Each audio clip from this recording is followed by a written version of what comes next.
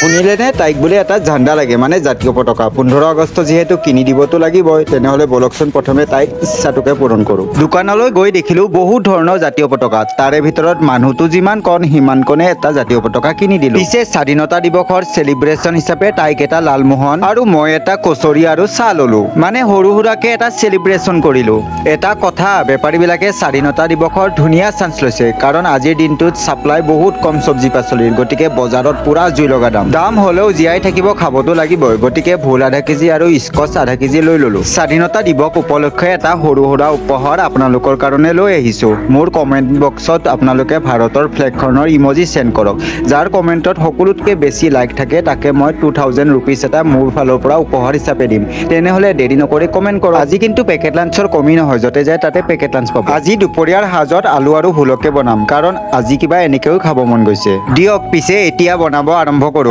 আৰু সকলোলৈ মোৰ ফালৰ পৰা হেপী ইন্ডিপেন্ডেন্ট ডে